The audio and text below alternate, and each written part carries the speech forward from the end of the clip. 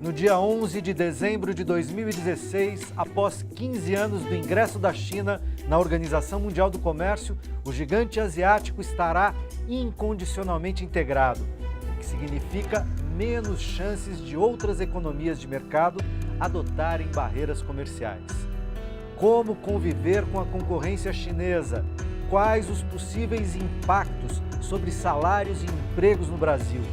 Algo muda em nossos intercâmbios e negócios a partir de agora? Com a atual orientação neoliberal da economia brasileira, haverá impactos nas relações comerciais com a China? Essa é a conversa que começa agora no Melhor e Mais Justo.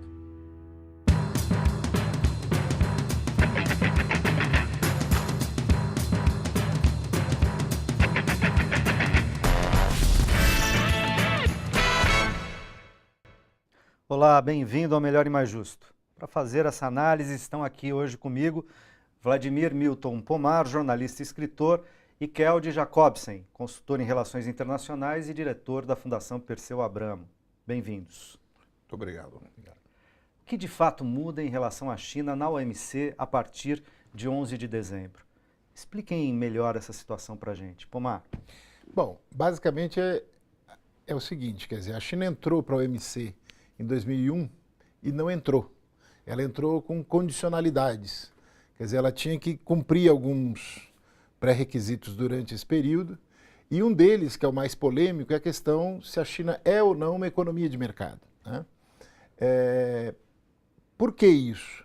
Porque existe na legislação do comércio mundial a questão do dumping. Quer dizer, como é que se analisa se um país está vendendo um produto a um preço menor do que o custo dele?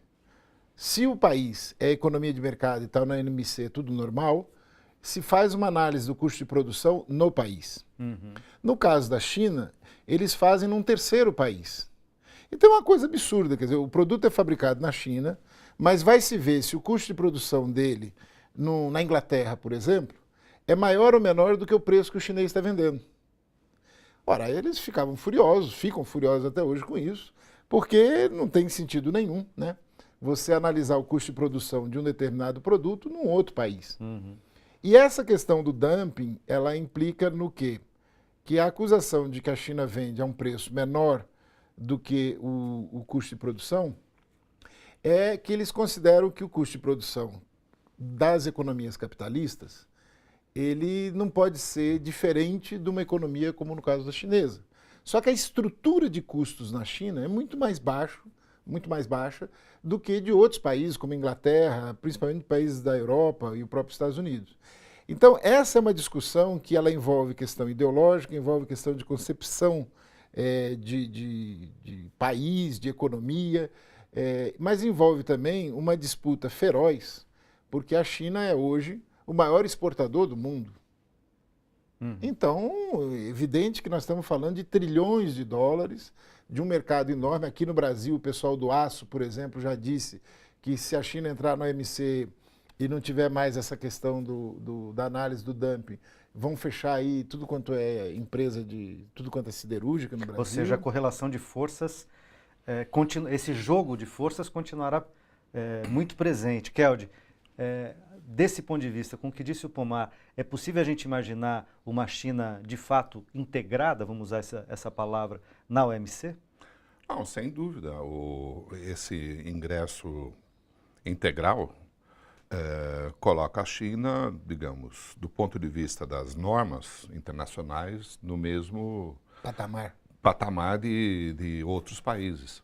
Agora, queria só observar uma coisa, que a China não teve que apenas negociar assuntos relativos ao comércio para ser aceita na OMC, mas teve que, por exemplo, também concordar com o fluxo de capitais especulativos, enfim, de toda espécie no seu próprio país, o que não tem absolutamente nada, em princípio, a ver com o comércio e com a OMC. Mas como é de interesse chinês de fazer parte para poder exportar a vários, enfim, a todos os membros da OMC sem restrições, além daquelas postas pela própria OMC, ela aceitou esse e provavelmente alguns outros condicionamentos... Vindo dos mercados centrais, dos países sim, centrais. sem dúvida, sem dúvida.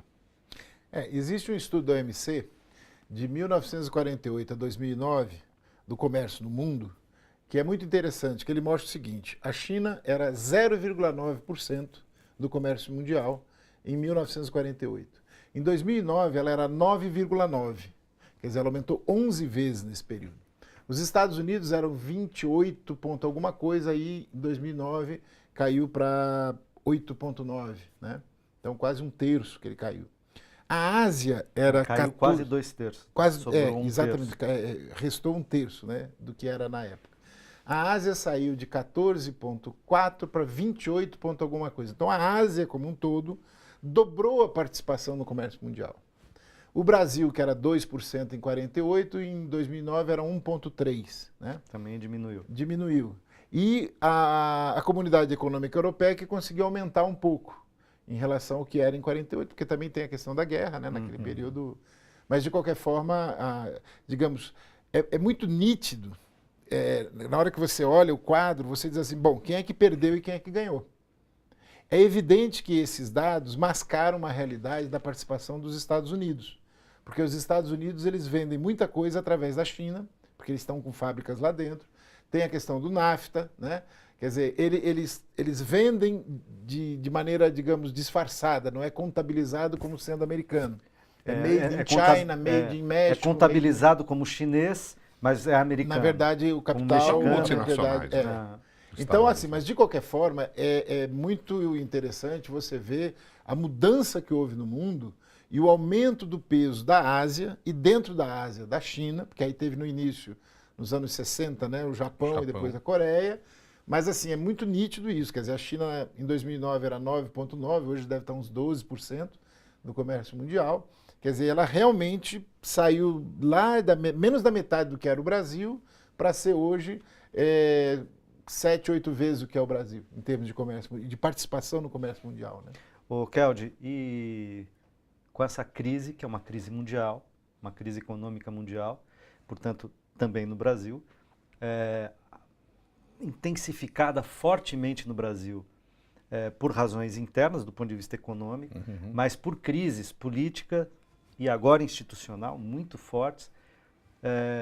Como pensar essa conjuntura? Uma conjuntura de crise quando a China passa a ser um membro integral da OMC e o principal parceiro comercial do Brasil, a China, nesse momento. Muda alguma coisa? Qual as expectativas para a nossa parceria com a China? Isso aí tem que ser visto num contexto mais amplo, porque a crise econômica mundial, ela estimula os países a se protegerem. Então, particularmente nos Estados Unidos, inclusive com a eleição do Trump agora, se espera de um país que já é tradicionalmente protecionista, embora ela tenha tarifas muito baixas, mas ela tem uma série de mecanismos que torna quase que impossível, não tarifários, torna quase impossível exportar para lá, que é um problema que o Brasil sofreu e sofre há muito tempo, com a questão do aço, suco de laranja, enfim, qualquer tipo de frango, qualquer tipo de produto, carne, né? Carnes em geral, né? Carne de vaca onde nós somos, o Brasil é competitivo e tal. E a China, nesse momento, na verdade, vai meio que num sentido oposto, ao se liberalizar mais, aceitando as regras da OMC. Porque se é verdade que anteriormente a China poderia ter dificuldades em exportar para determinados países, em função das regras existentes, né, onde você poderia perfeitamente se negar a importar da China. Agora, isso não é mais possível, mas ao mesmo tempo a China também se submete a uma série de regras e, em tese, ela não poderá adotar medidas protecionistas. Mas o quadro é esse. E no caso... Portanto, é meio preocupante, né? Não, claro, porque, na verdade, a OMC tem sido abandonada pelas grandes potências desde das primeiras conversas da rodada Doha, que começaram em 2001, de uma maneira muito forçada, em função das Torres Gêmeas, né? O presidente Bush, na época, ele dizia que o terrorismo era fruto da pobreza. Para combater a pobreza, temos que liberalizar o comércio, portanto, devemos iniciar uma nova rodada de negociações, que foi o que se aprovou mal e porcamente em 2001 em Doha. Né?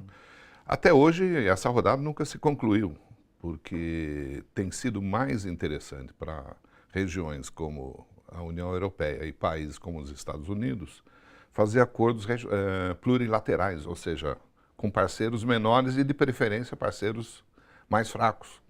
Né? Porque a OMC, por pior que seja do ponto de vista de injustiça, ela pelo menos atribui um voto a cada membro. Ou seja, para haver consenso, você tem que reunir mais apoio do que esses TPP da vida que estão aprovando agora. Esse ingresso da China para o Brasil, em tese, simplesmente equipara, e a Rússia também, né, anteriormente, na verdade, equipara os direitos e deveres de cada um, do ponto de vista das regras de comércio internacionais. Agora, isso dá dá um espaço maior para os BRICS, enquanto grupo. Apesar que, neste momento, pelas circunstâncias que estamos vivendo no Brasil, nós somos o elo fraco dos BRICS, inclusive. Né? E o que dificulta que nós, inclusive, nos aproveitemos dessa grande iniciativa que é formar essa coalizão que, em tese, teria muita perspectiva do ponto de vista econômico, inclusive nesse momento difícil que o mundo está vivendo. Mas essa questão é interessante porque, na questão dos BRICS, a gente tem que ver que a China ela é muito ativa politicamente. Sim.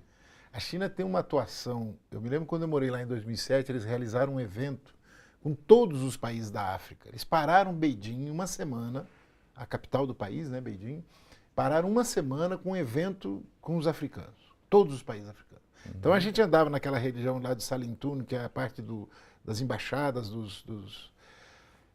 Rapaz, um negócio assim, os caras tomaram conta, foi um impacto muito forte. Eu falei, caramba, tem que ter muita iniciativa política para você conseguir. Isso eu estou falando em 2007, hein?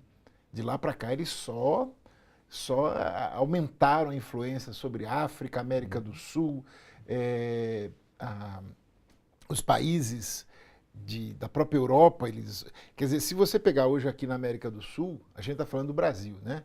Mas aí se você pegar na América do Sul, a China ou é o primeiro ou é o segundo maior parceiro comercial de todos os países da América do Sul.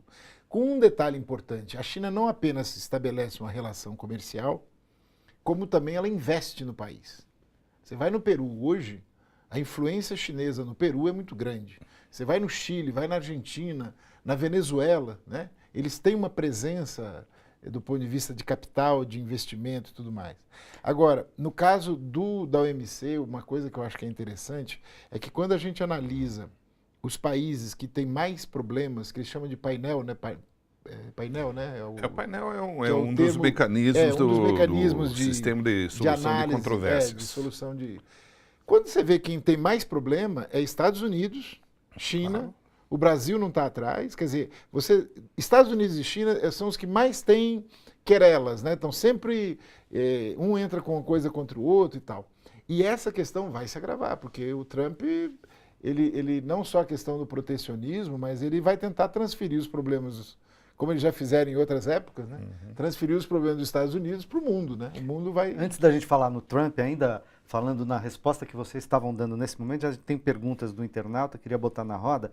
Silvia Roselli pergunta, quem vai querer investir em um país desgovernado em estado de exceção como o Brasil?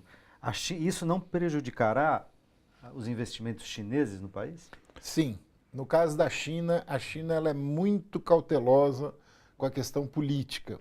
Então, eles devem estar hoje com os olhos desse tamanho acompanhando essa loucura toda que está ocorrendo no Brasil, porque eles não conseguem entender isso que está ocorrendo. É muito, para eles é uma coisa... Nem a gente, né, Pomar? Tá difícil, Aí né? que tá. É que, no caso chinês, eles são muito mais... Você falou a questão do Estado, né? Eles têm muito mais presente esse papel do Estado, das políticas públicas, do planejamento, né? Então, para eles, é muito... O que nós estamos vivendo hoje no Brasil é um caos. Quer dizer, eu imagino que os chineses devem ter puxado o freio de mão de uma maneira, vai levar uns 2, 3 anos agora para eles dizerem, bom, será que dá para a gente entrar lá e tal? Não, os números em relação às taxas de investimento direto, esse ano aqui, caíram muitíssimo. Eu não tenho exatamente os dados, mas tudo aponta para isso. O que, evidentemente, está ligado ao caos político que nós estamos vivendo, né? O Brasil, tradicionalmente, tem um problema, que é o câmbio, digamos, instável.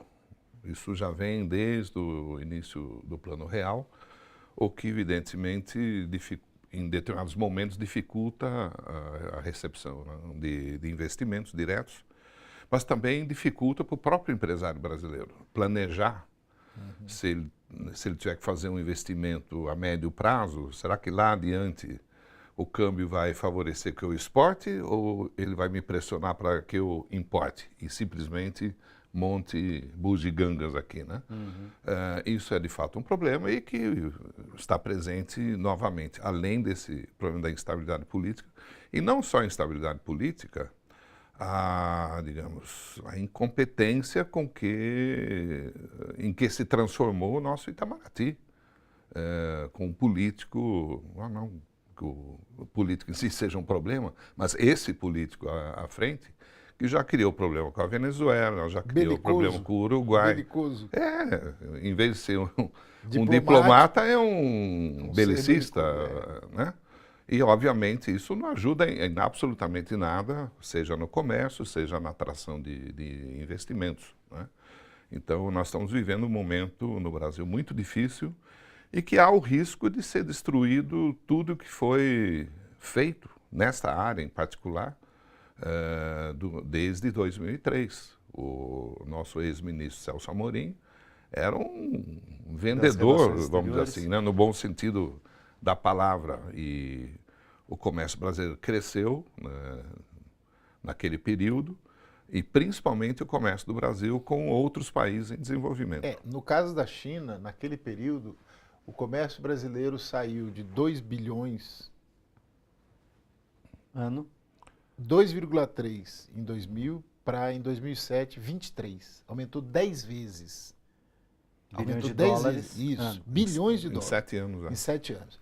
Aí, de 2007 para 2012, foi para 75. Nossa, Quer dizer, triplicou as 10 vezes que havia aumentado. As 10 vezes que havia. Então, assim, nós tivemos um crescimento de 2000 para 2012, um crescimento médio de 40% ao ano na relação comercial Brasil-China. Olha, é um negócio de louco. Disso, Não, média de 12 anos, quer dizer, não é dizer que foi há um ano, não, a média. Se a gente mantivesse esse ritmo, em 2020 a gente estaria com uma relação comercial com a China de 300 bilhões de dólares. Ano passado foi de 70 e pouco, anos foi 80, agora esse ano de 2015 foi 66. Está caindo. Está caindo. Apesar que cabe a ressalva da assimetria entre o que nós vendemos e o que nós compramos nessa relação. Que nós basicamente vendemos produtos primários, né, commodities, e importamos produtos industrializados. O que traz um outro problema, a concorrência com a nossa indústria, que já sofre esse outro problema que eu mencionei, do câmbio instável, o que pode estimular, e talvez por isso que a CNI começa a falar em novamente retomar a possibilidade de um acordo comercial com os Estados Unidos, enfim, com qualquer um, porque a expectativa dos empresários brasileiros aparentemente é ser parte de uma cadeia produtiva qualquer, pegar um espaçozinho ali e transformar o Brasil numa plataforma de exportação, montagem de produtos de pouco valor agregado, enfim.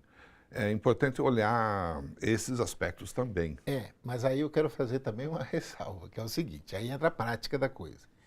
Quando você diz, bom, a gente exporta commodity, importa equipamentos, importa bens de capital, máquinas e tal, quem é que importa? São os industriais brasileiros. Sim, claro. Pois é, mas então isso é uma coisa, é um negócio de doido. Porque, de repente, a gente tem o quê? A indústria brasileira importando matérias-primas e bens de capital. Eu vi um estudo da CNI, de alguns anos, deve ter uns 4, 5 anos, que mostrava o seguinte, que 70% das importações da China eram bens de capital e matérias-primas. 30% eram bens de consumo. É um estudo da própria CNI. Tá? Aí você diz, bom, mas quem é que importa isso? São comerciantes? Não, são industriais. E aí, quando você conversa com eles, eles dizem, não, eu estou importando máquina para mim, máquina ferramenta, eu estou importando as máquinas que eu vendo, autopeças e tal, porque é uma maneira de poder competir. Mas a própria indústria, as federações de indústria, criticam a questão das importações, que eles próprios importam. Quando você pega a CNI, ela tem o Centro Internacional de Negócios e as federações de indústria têm o Centro Internacional de Negócios, cada uma tem no estado. Elas organizam viagens de industriais para ir à Feira de Cantão, para ir a outras feiras na China, comprar. Eu falo, por que vocês não vão lá botar stand e vender? Não, eles vão lá para comprar. Então são eles que importam, não são os chineses que vêm aqui vender. Não, eu não estou dizendo que os chineses são culpados. Não. O que eu estou dizendo é que isso acontece por conta da instabilidade cambial. Então, também. Vamos dizer assim, se eu monto, sei lá, uma fábrica de automóveis, eu preciso de autopeças. Qual a minha opção? Importar as autopeças ou fabricá-las aqui? Se eu pudesse fabricá-las aqui de modo razoavelmente competitivo, seria melhor. Geraria mais negócios localmente, empregos, etc. Agora, com essa instabilidade cambial, isso fica muito difícil. Então, quando o real vai quer dizer, o dólar vai a R$2, é melhor importar, né? E aí o pouco que você tem aqui do ponto de vista de autopeças, enfim, outros produtos necessários, desaparecem. Mas isso não tem a ver com política industrial? Você falou com a questão do vou dar um exemplo. Economia mas eu queria dar um exemplo concreto. Industrial, sem dúvida. No período do presidente Lula, houve uma recuperação da indústria naval brasileira e, entre outras coisas, vou pegar um ponto, é a história do componente nacional que está sendo destruído agora. Né?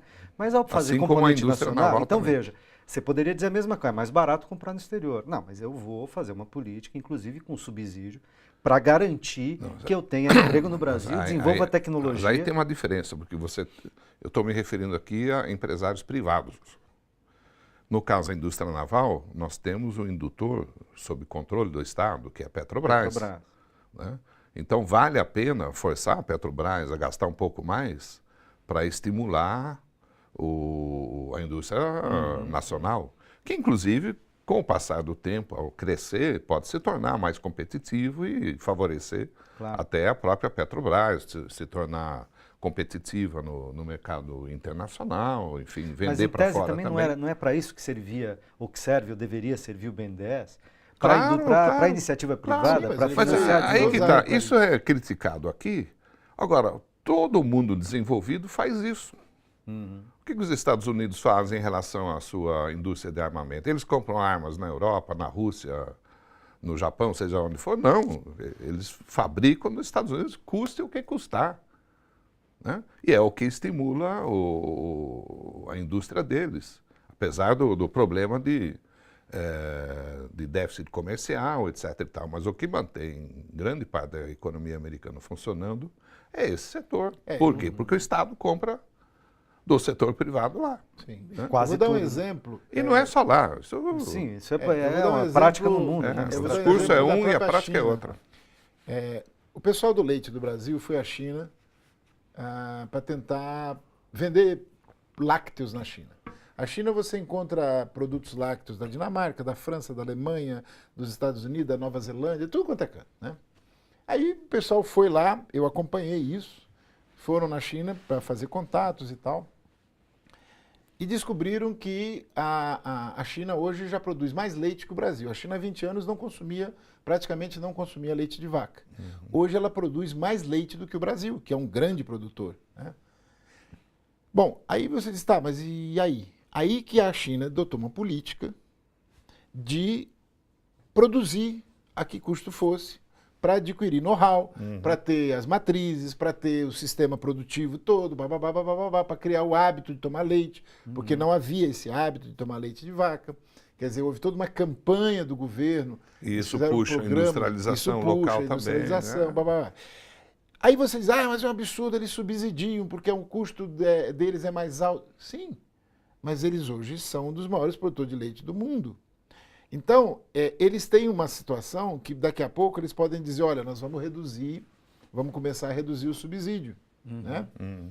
E, no caso brasileiro, a gente não consegue vender para a China porque nós não temos preço. O preço dos produtos leite em pó e tal é acima do mercado internacional, não é só para a China. A gente não consegue concorrer com quem vende para a China. Então, essa questão de subsídio, eu acho até engraçado, porque muitas vezes o pessoal diz, mas a China não é uma economia de mercado, porque ela subsidia isso, subsidia aquilo. Eu falo, vem cá, os Estados Unidos não subsidiam? A Europa não subsidia? Mas nós não estamos sendo acusados agora em painéis na OMC, porque houve redução de impostos e a indústria automotiva, EPI, né? etc., né, para enfrentar a crise. Esse é um debate interminável, porque os Estados Unidos subsidia a produção e subsidia, inclusive, a exportação. Então, você tem uma situação de pesos e contrapesos, porque, por exemplo... A Europa, na questão agrícola. Sempre, né? Então, classicamente. quer dizer, o que a gente precisa hoje é o seguinte, eu tive agora há poucos dias dando uma palestra lá na Federação das Indústrias do Paraná, e eu disse para os presidentes de federações, dirigentes, eu disse, olha, ou a indústria brasileira define uma estratégia na relação com a China, ou nós vamos ser desmontados. Porque a China aumentou a participação dela na manufatura mundial de 1,5% para 15% em 30 anos.